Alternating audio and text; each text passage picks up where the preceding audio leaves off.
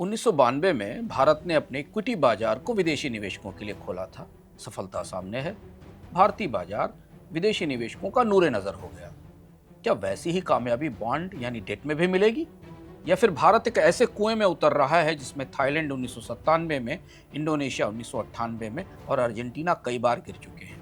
भारत ने बॉन्ड बाजार को खोलने के लिए 30 साल इंतजार क्यों किया? क्या आपकी छोटी सी एफडी अब सिंगापुर के पेंशन फंड और नॉर्वे के सॉवरेन वेल्थ फंड से मुकाबला करेगी? जब बॉन्ड में विदेशी निवेश आएगा तो ब्याज किसके लिए कम होगा, सरकार के लिए या आपके होम लोन के लिए? क्या रुपए पर एक नया दबाव आने वाला है? और आम निवेशक जो इक्विटी में 30 साल से पैसा लगा रहा है मगर बॉन्ड नहीं खरीदे, उसके लिए इस बॉन्ड लैंड में जगह कहाँ है? मैं हूं अंशुमान। आइए अर्थम में आपका स्वागत है।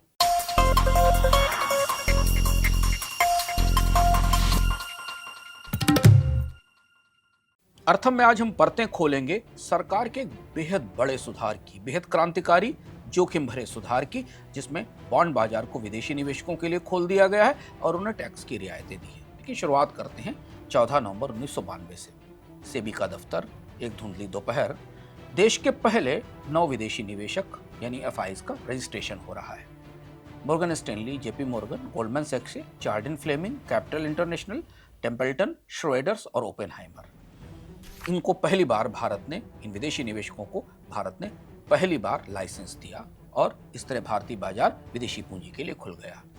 उस वक्त भारत के भुगतान संतुलन के संकट में फंसने की खबर सुर्खियों में थी। पीएससी सेंसेक्स करीब 2500 पर था, डॉलर 27 रुपए का था और कुल विदेशी मुद्रा भंडार था $5 billion.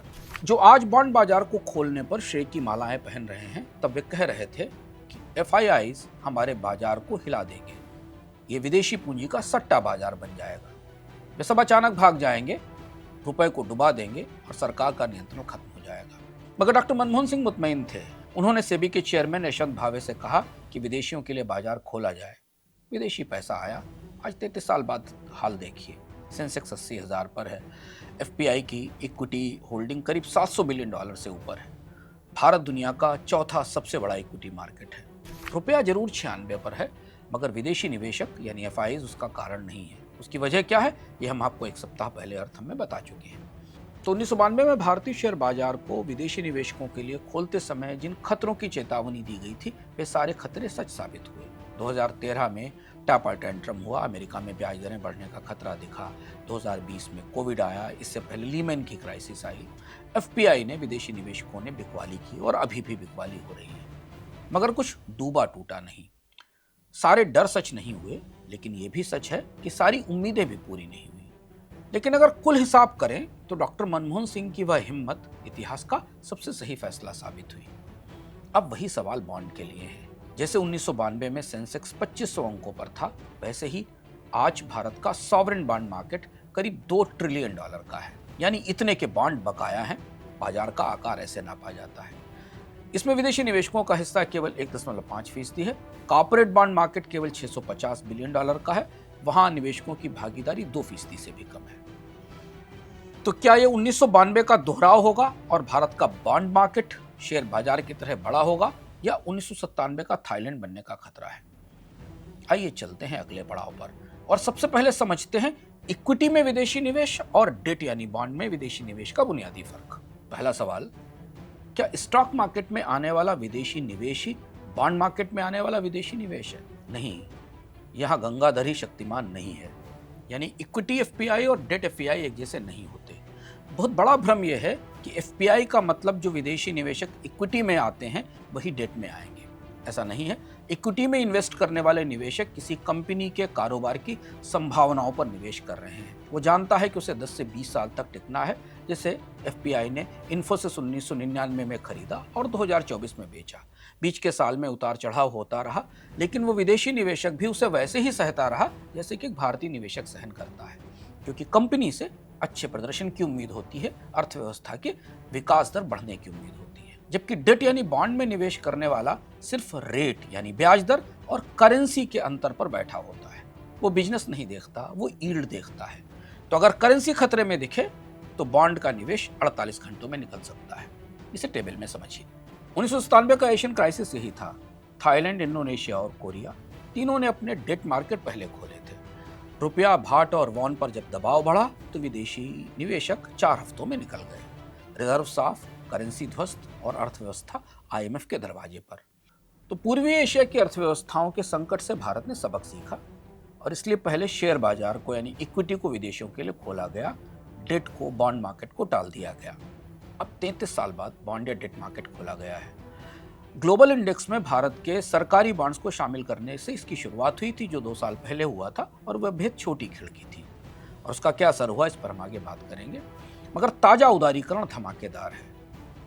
Long term capital gains के मामले में विदेशी निवेशक अब देसी निवेशकों से ज्यादा लाड़ले हो गए हैं। कोई लॉन्ग टर्म कैपिटल गेंस नहीं, जब चाहे लगाओ बेचो, ब्याज पर भी टैक्स खत्म।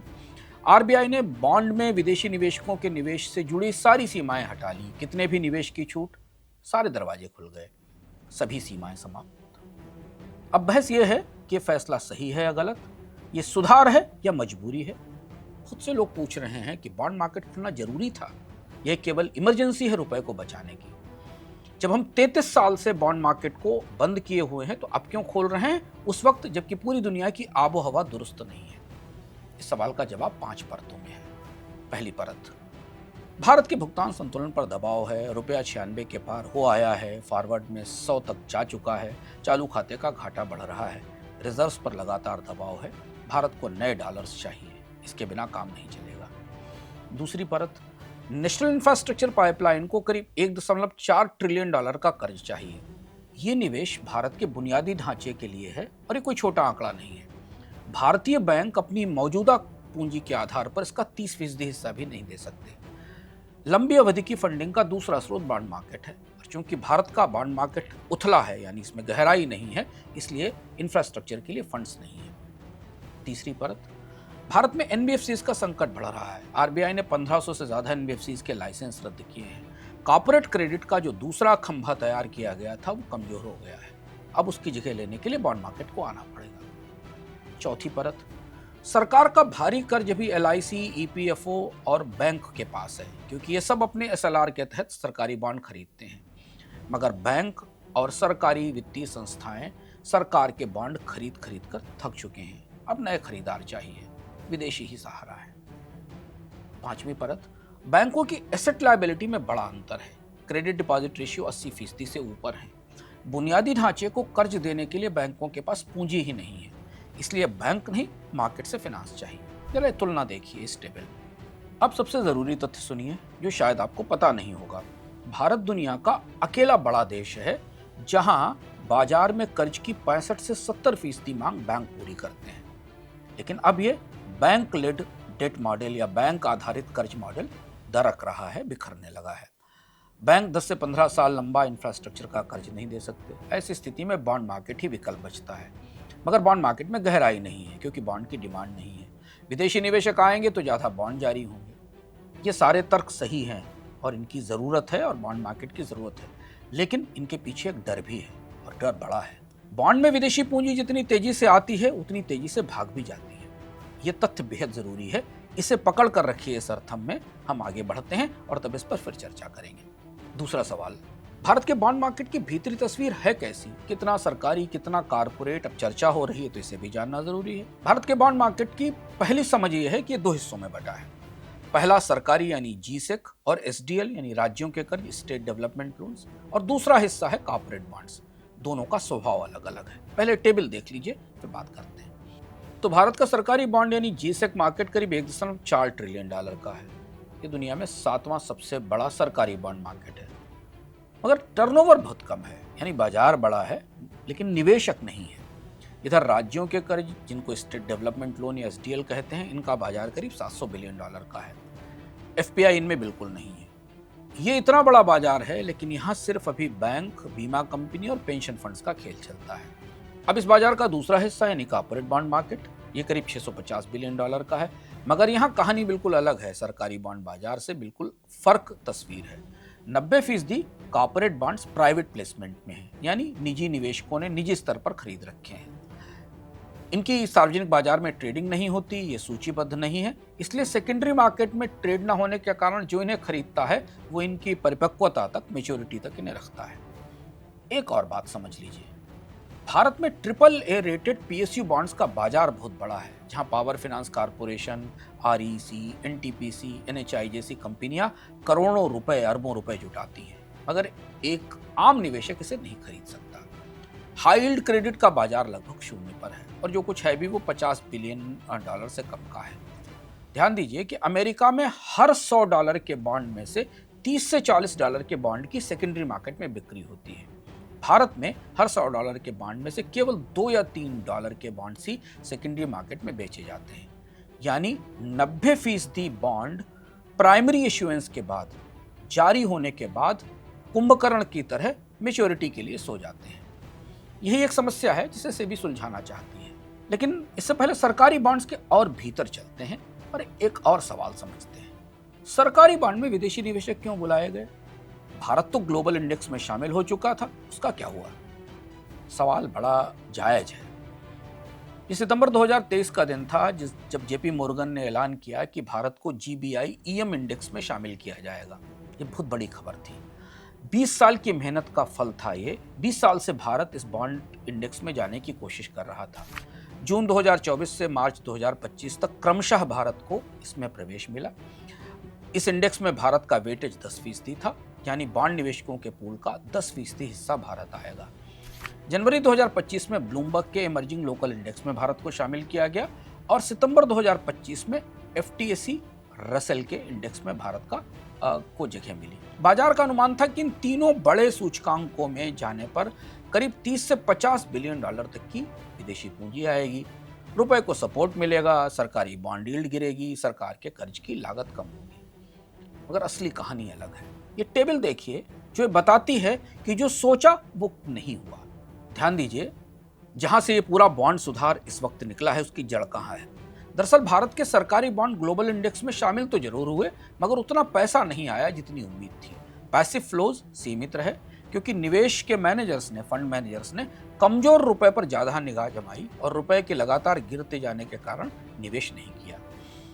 इसी बीच अमेरिका में 10 साल की बॉन्ड यील्ड 5% से ऊपर थी। पूंजी चीन की तरफ बहने लगी। इमर्जिंग मार्केट के लिए सामान्य तौर पर आकर्षण कम हुआ। मतलब भारत सरकार ने बॉन्ड निवेशकों को बुलाने के लिए दावत तो खूब बड़ी लगाई, मगर मेहमान नहीं आए। जब मेहमान नहीं आए तो सरकार और बाजार को सबक मिला कि दावत सजाने से काम नहीं चलता, खाने में लज्जत भी होनी चाहिए। यानी अगर अर्थव्यवस्था की साख कमजोर है, करेंसी कमजोर है, तो निवेशक नहीं आते। भारत की सॉवरेन रेटिंग पिछले 2 दशक से टूट रही है, जंक से एक दर्जा ऊपर है बस, और ये एक बड़ी बाधा थी। यानी ग्लोबल इंडेक्स में जाना दूसरी बात है और निवेश आना बिल्कुल अलग बात। इंडेक्स में दाखिले के बाद विदेशी निवेशक एक दूसरी दुनिया देखता है। वो दुनिया है रुपए की स्थिरता, आरबीआई पर भरोसा, सरकारों का राजकोषीय अनुशासन और बॉन्ड बेचकर निकलने की आसानी। ये सबसे महत्वपूर्ण बात है और ये चारों चीजें एक साथ चाहिए तब पैसा आएगा। अब आप समझे कि आरबीआई और सरकार ने एकदम दरवाजे क्यों खोल दिए। देश के निवेशकों की फिक्र नहीं की जिन पर लॉन्ग टर्म कैपिटल गेन्स लंबे समय से लग रहा है। यही वजह थी। अब कॉर्पोरेट बॉन्ड्स की तरफ भी देख लेते हैं, जहां असली खेल अभी शुरू हो रहा है। कॉर्पोरेट बॉन्ड बाजार का क्या हाल है, ये सवाल आपके दिमाग में होगा। सेबी और आरबीआई किस तैयारी में है? आपके पास तमाम नोटिफिकेशंस आते होंगे बॉन्ड खरीदने के। यह सबसे जरूरी हिस्सा है आज के अर्थम का। इसे ध्यान से समझिए क्योंकि यहाँ आम निवेशकों की बात है। सेबी और रिजर्व बैंक ने मिलकर पिछले 18 महीनों में बॉन्ड मार्केट के लिए 8 बड़े सुधार किए हैं। एक एक करके देखिए। पहला सुधार, विदेशी निवेशकों के लिए बॉन्ड्स में निवेश की जो सीमा 15% थी उसे पूरी तरह हटा दिया गया। अब विदेशी निवेशक सरकारी बॉन्ड में कोई भी टिकट साइज का निवेश ला सकते हैं। दूसरा, बॉन्ड मार्केट में सेम डे सेटलमेंट हो रहा है। अक्टूबर 2025 में सेबी ने G-Sec में T+0 यानी सेम डे सेटलमेंट की इजाजत दे दी थी। कॉर्पोरेट बॉन्ड में भी T+1 आने वाला है, यानी अगले एक दिन में सेटलमेंट हो जाएगा। इसका मतलब यह है कि बॉन्ड उसी दिन बेचो और उसी दिन पैसा खाते में आ जाएगा।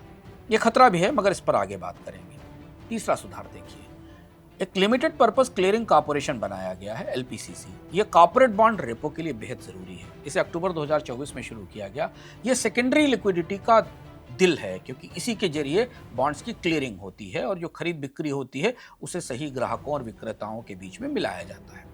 चौथा महत्वपूर्ण सुधार यह कि ट्राई पार्टी रेपो में अब विदेशी निवेशक भी हिस्सा ले सकते हैं। पहले सिर्फ बैंक और म्यूचुअल फंड्स को इजाजत थी।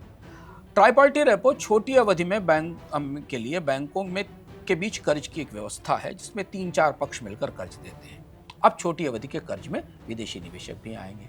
पांचवा सुधार, क्रेडिट डिफॉल्ट स्वैप का मार्केट खुल गया है, एक बॉन्ड में और दूसरा इंडेक्स में। यहां जोखिम से बचत होती है, लेकिन अगर आपको क्रेडिट डिफॉल्ट स्वैप सुनकर लीमैन का संकट याद आ रहा है तो आप सही हैं, ये वही उपकरण है, मगर अभी भारत में खतरा बहुत कम है। छठी चीज, इंटरेस्ट रेट स्वैप की इजाजत मिल गई है। यह विदेशी निवेशकों के लिए बड़ी नेमत है। अब वे करेंसी और बॉन्ड पर ब्याज दर दोनों को हेज कर सकते हैं। सातवीं बात, बॉन्ड ईटीएफ और बॉन्ड इंडेक्स फंड लाए जा रहे हैं। रिजर्व बैंक और सेबी इसकी तैयारी कर रहे हैं। इससे छोटे निवेशकों के लिए बॉन्ड में निवेश का रास्ता खुलेगा, रोज एनएवी आएगी और पहली बार रिटेल को लिक्विड बॉन्ड का एक्सपोजर मिलेगा, निवेश करने की सुविधा मिलेगी। और आठवां, विदेशी निवेशकों को कैपिटल गेन्स की छूट मिल ही गई। अब कभी भी बॉन्ड्स खरीदें, ये रूल अब केवल विदेशी निवेशकों पर लागू होगा। इस टेबल में सारे सुधारों की सूची देखिए। ये सुधार एक दिशा और क्रम बताते हैं कि बैंक आधारित कर्ज को बॉन्ड मार्केट आधारित कर्ज में कैसे बदला जाए। मगर दिक्कत यह है कि इन सुधारों के बावजूद रिजर्व बैंक और सेबी इसे लागू नहीं कर पा रहे हैं। बॉन्ड बाजार में टर्नओवर के आंकड़े वही पुराने हैं, ज्यादा विदेशी निवेश नहीं आ रहा है। रिटेल निवेशक भी असमंजस में है, क्योंकि बॉन्ड मार्केट को समझना इक्विटी मार्केट से कठिन है। सेबी और आरबीआई को यही समझ में नहीं आ रहा है कि सिर्फ नियम बदलने से बाजार नहीं बदलता। बदलने के लिए बाजार में खूब सारे bond, market makers, credit rating और निवेशकों को एग्जिट के निकलने के रास्ते चाहिए। अब अगला सवाल जो बहुत सारे लोग पूछ रहे हैं कि भारत आखिर 30-33 साल तक इस मार्केट को खोलने से हिचकिचाता क्यों रहा और अब क्यों खोल दिया गया। ये वही सवाल है जो हर अनुभवी निवेशक अब पूछता है कि अगर बॉन्ड मार्केट को खोलना अच्छा था तो भारत ने 3 दशक तक देरी क्यों की। इसका जवाब 5 ऐतिहासिक कारणों में है। एक एक करके इन्हें समझते हैं। पहली वजह 1997 की Asian crisis. Thailand, Indonesia, Korea सबने डेट मार्केट पहले खोले थे, इक्विटी बाद में। तीनों डूबे। भाट 50% गिरा, इंडोनेशियन रुपया 80% टूटा, वान 50% पर था। हर एक आईएमएफ के दरवाजे पर पहुंच गया। दूसरी वजह, तारापुर कमेटी ने 1997 और 2006 में जो सिफारिशें दी, दोनों ने ये कहा कि कैपिटल अकाउंट में कन्वर्टिबिलिटी यानी रुपए को कैपिटल अकाउंट में परिवर्तनीय बनाया जाना चाहिए, मगर सावधानी से। और वहां पर सही सीक्वेंसिंग पर, सही क्रम पर जोर था।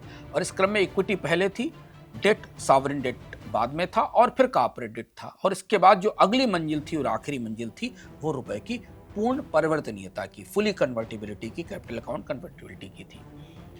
यानी सरकारी बॉन्ड मार्केट में विदेशी निवेशकों को मिली समग्र छूट पूंजी खाते में रुपए की कन्वर्टिबिलिटी की मंजिल में की दिशा में दूसरा कदम है। तीसरी बात, बैंकिंग सिस्टम को बचाना था। बैंकों को अभी एसएलआर के तहत सरकारी बॉन्ड खरीदने की छूट मिली हुई है और वो बॉन्ड के सबसे बड़े खरीदार भी हैं। अगर एफपीआई आया, विदेशी निवेश आया, तो बॉन्ड यील्ड्स गिरेंगे और बैंकों ने जो बॉन्ड ले रखे हैं उन पर उनको नुकसान होगा। उनकी बैलेंस शीट में खून कच्चर होगा और इसका नुकसान किसे मिलेगा? होगा सरकार को ही, क्योंकि बैंक तो सरकारी ही है। चौथा, सरकार का डर भी था, जिस वजह से बॉन्ड मार्केट की ओपनिंग रुकी रही। एलआईसी, ईपीएफओ, बैंक सब तो अपने हैं। एफपीआई आने से सरकार की कर्ज की लागत तो कम होगी, लेकिन कर्ज के कार्यक्रम पर कंट्रोल खत्म हो जाएगा। पांचवी बात, आरबीआई अभी महंगाई के हिसाब से ब्याज दर तय करता है। बॉन्ड मार्केट में विदेशी निवेश आने के बाद आरबीआई की आज़ादी घट जाएगी। इसे अभी देखें हाल की बात।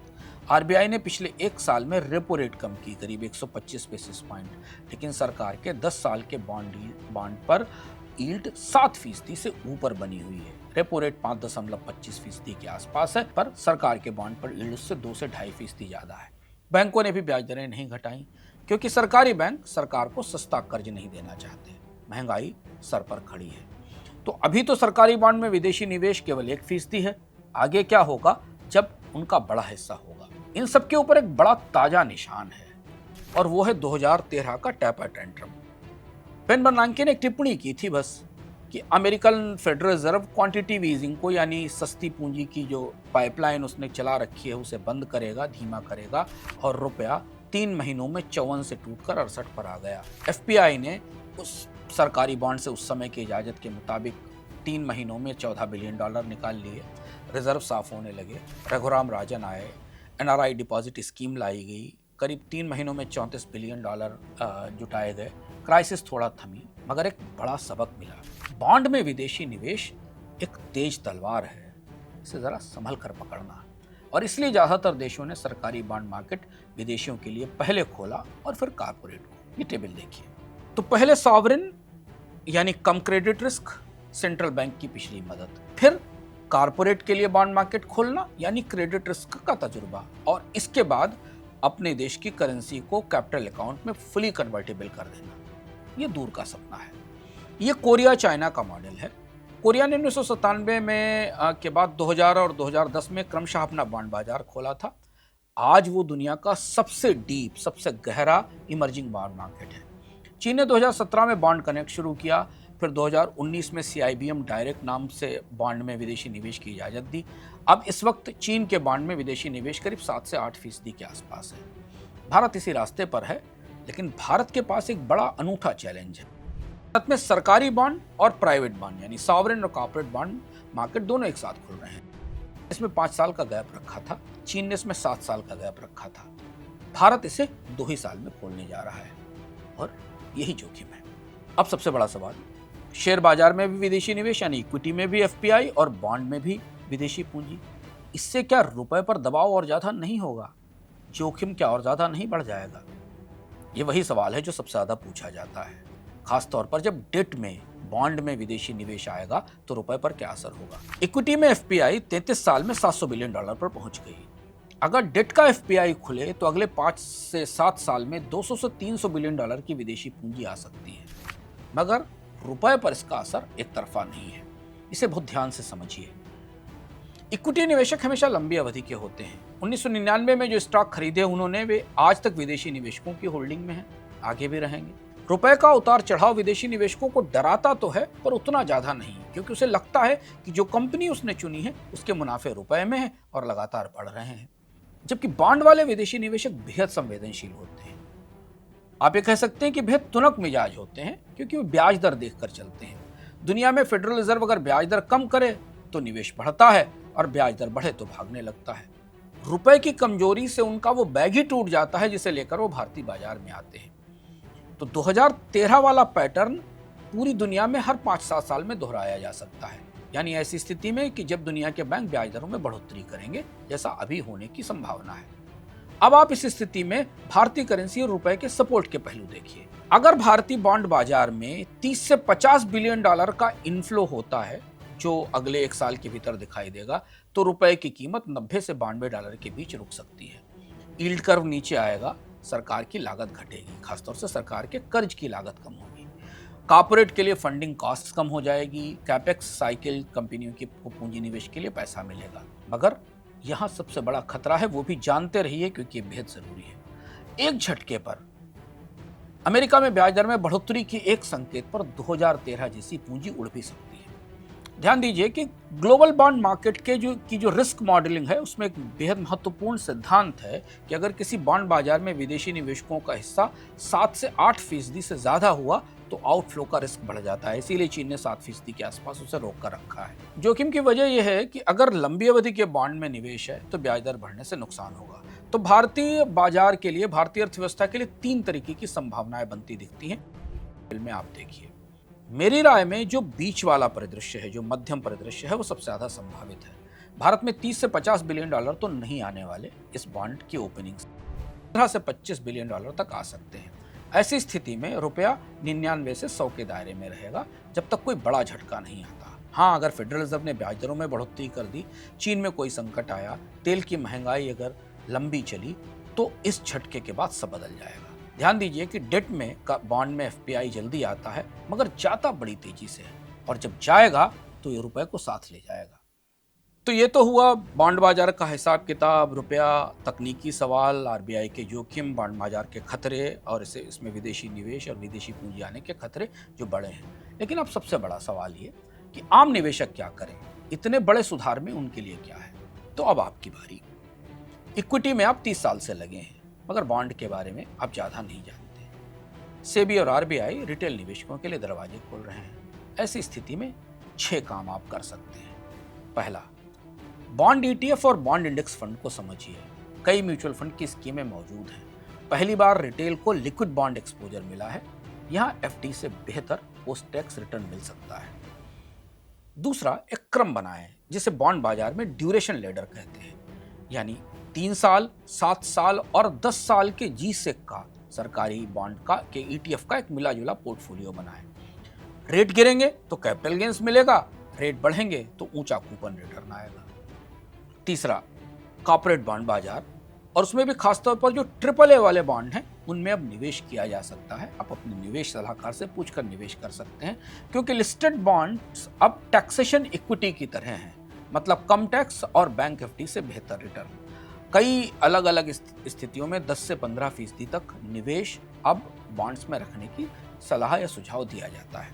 चौथा, हाई यील्ड क्रेडिट मार्केट में कतई नहीं जाए, बाजार भी तैयार नहीं है, रेगुलेटर भी तैयार नहीं है, थोड़ा इंतजार करें। पांचवा, रीट्स और इन्विट्स, इन पर ध्यान दें। ये बॉन्ड जैसा कैश फ्लो देते हैं और इक्विटी जैसी ग्रोथ देते हैं। ताजा सुधारों के बाद ये बाजार बढ़ेगा। अच्छे रीट्स तलाशें, रिटर्न देखें और उसमें निवेश कर सकते हैं। छठा, गोल्ड में अपना निवेश बनाकर रखें। चूंकि इंडिया अपना बॉन्ड लैंड खोल रहा है, बॉन्ड बाजार में विदेशी निवेशकों को ला रहा है, तो रुपए पर दबाव हमेशा रहेगा, और जब भी रुपया कमजोर रहेगा गोल्ड उसका एक स्वाभाविक हेज है, इसलिए सोने में निवेश में नुकसान नहीं है। बॉन्ड में एक्सपोजर धीरे धीरे बढ़ाइए, इक्विटी में जो एसआईपी चल रही है उसे रोकिए नहीं, मगर नया लमसम आप बॉन्ड में डाल सकते हैं। अगले 2-3 साल में बॉन्ड का में एक पोर्टफोलियो का एक्सपोजर बना लीजिए। अपने निवेश सलाहकार से बार बार सलाह लीजिए। खासतौर से वो लोग जो रिटायरमेंट के करीब हैं, वो अपने पोर्टफोलियो में बॉन्ड का एक्सपोजर और ज़्यादा ले सकते हैं अपने सलाहकार की राय से। ध्यान दीजिए, जो सबसे महत्वपूर्ण बात जो आपको समझना जरूरी है इन तमाम विश्लेषण में, कि यह इक्विटी ओनली युग का अंत हो चुका है। अब बैलेंस्ड पोर्टफोलियो का युग शुरू हो रहा है। आप सतर्कता के साथ, अपने निवेश सलाहकार की राय के साथ इस दौर में आगे बढ़ सकते हैं। जोखिम तो है ही। अब हम आ गए हैं अर्थम के समापन पर। दिसंबर 1997, सियोल में आईएमएफ का दफ्तर। Korean president Kim Yong Sam ने करीब $98 बिलियन के एक बेल आउट पैकेज पर दस्तखत किए। दक्षिण कोरिया दिवालिया हो गया था। करेंसी वॉन 50% गिर गई थी। शाइवाल कंपनियां सैमसंग, हुंडई, एलजी, डेवू सब बैंक के कर्ज पर निर्भर थी। बैंक भी डूब गए। विदेशी पैसा एक हफ्ते में निकल गया। कोरिया की बॉन्ड मार्केट तब क्या थी? कुछ भी नहीं। देसी बैंकों का एक छोटा सा बाजार था।